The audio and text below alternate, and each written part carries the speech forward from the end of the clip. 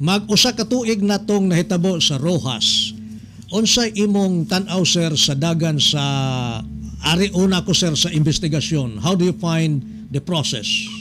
The process of investigation was good. Dili napunta sa prosecution. The prosecution takes a little delay.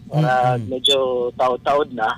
Nonetheless, kung tanaw na to ang kinatibukan nga proseso sa pag-install sa justice na paspas kayo ang investigation, well, ang prosecution magod na to is different thinking innocent until proven guilty. So, those bombers are still enjoying that principle.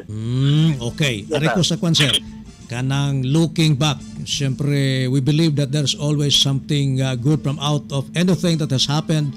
What has it taught us, sir? Unsay gitudlo sa insidente natong tanan? Labi na sa mga taga Davao.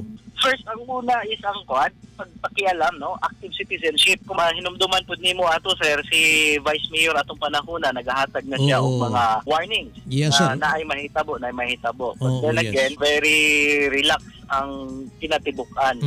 So, warag active citizenship. The active citizenship does not mean mutago na lanta mo atras na lanta. Kundi bantayan, makialam.